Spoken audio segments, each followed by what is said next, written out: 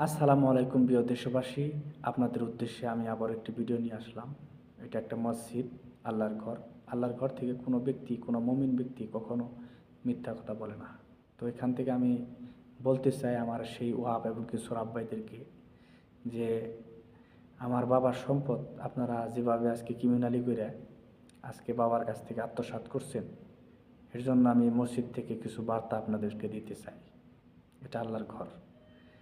আপনারা বাবার কাছ থেকে যেভাবে আত্মসাৎ করে সম্পদটা আজকে নিয়ে বউ পোলাপান নিয়ে আজকে ঘরের ধানের ভাত খাইতেছেন, আজকে ফসল ফলে খাইতেছেন, একটা কথা লক্ষ্য রাখবেন সবসময়, আল্লাহ তালা ভালো মানুষেও চালায়, খারাপ মানুষেও চালায়। আজকে জঘন্য ব্যক্তি তাকেও কিন্তু আল্লাহ তালা চালায়। আল্লাহ হচ্ছে মহান, আল্লাহ তালা মহান, সেই ব্যক্তি মহান, আল্লাহ মহান। আল্লাহ তালা সবাইকে চালায়। তো আপনারা এটা মনে করেন না আপনার ব্যাংকে আজকে 50 লাখ টাকা মালিক আছেন, 1 কোটি টাকা আছে, হ্যাঁ আমার সাথে কে লাগে? ভাই, আল্লাহ তালা ইচ্ছা করলে সব কিছু করতে পারে একটা মানুষকে।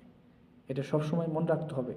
আমার সম্পদে যে আপনারা আত্মসাৎ করছেন বাবার কাছ থেকে মিথ্যা প্রলোভন দিয়ে, এই যে সম্পদগুলো আজকে আজকে ওহাবের নামে সমস্ত সম্পদ প্রথমে যে নিয়ে আপনারা আজকে বাবার কাছ থেকে নিয়ে ওহাবের নামে নিয়ে রাখলেন, রেখে আপনারা আবার কম বেশি করে সবাই নিয়ে আজকে রাজত্ব করতেছেন, জাহাঙ্গীরকে দূরে সরিয়ে দূরে রেখে, হ্যাঁ জাহাঙ্গীরকে চল্লি বললি হিসাব ধরিয়ে দিচ্ছেন। ভাই, এটা একটা আল্লাহর ঘর। এই যে দেশবাসীর কাছে আমি বলতে চাই, এটা একটা আল্লাহর ঘর। হ্যাঁ, এই আল্লাহর ঘর থেকে আমি এই ভিডিওটা আপনাদেরকে আমি উপহার দিলাম। আল্লাহ তালা সব কিছু দেখেন, হ্যাঁ আল্লাহ তালা সব কিছু শুনেন। আল্লাহ তালা ছাড় দেয় কিন্তু আল্লাহ তালা কখনো ছেড়ে দিবে না। ভাই, ওহাব এবং সোরাব ভাইদেরকে বলছি, আপনারা আমার ভিডিওটা দেখবেন, ঠিক আছে? আমার দেশবাসীর কাছে আমি বলতে চাই, এটা একটা মসজিদ, এখানে আল্লাহর ঘর, এখানে কোনো ব্যক্তি মিথ্যা কথা বলতে পারে না।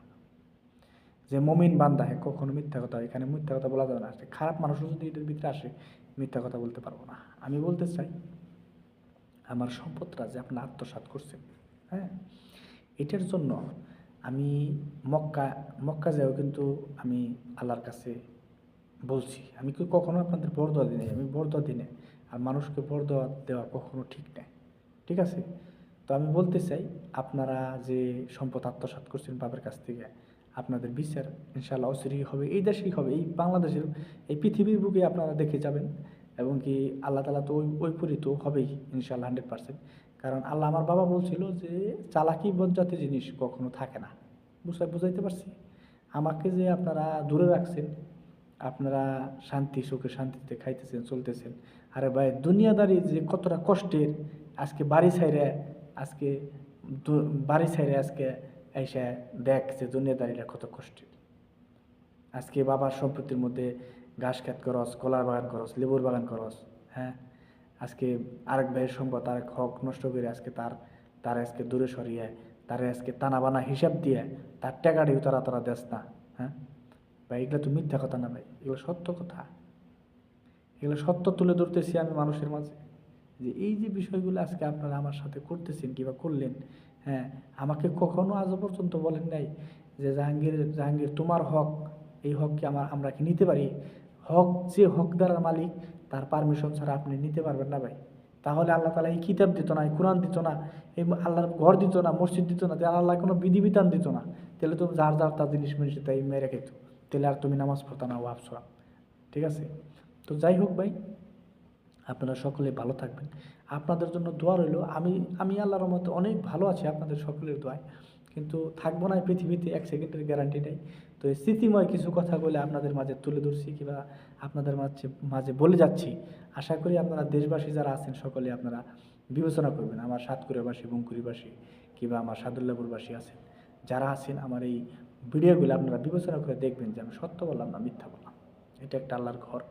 তো আল্লাহ তালা ছাড় দেয় কিন্তু ছেড়ে দেয় না। ওহাব সোরাব, আল্লাহ তালা ছাড় দেয় কিন্তু ছেড়ে দেয় না। ধরবে আল্লাহ, অচিরেই ধরবে ভাই। ভাই, দুনিয়াদারি ভাই এত সোজা না। আজকে আপনার ক্ষমতা আছে, কালকে থাকবে না, এটা মনে রাখতে হবে, সবসময় মনে রাখতে হবে।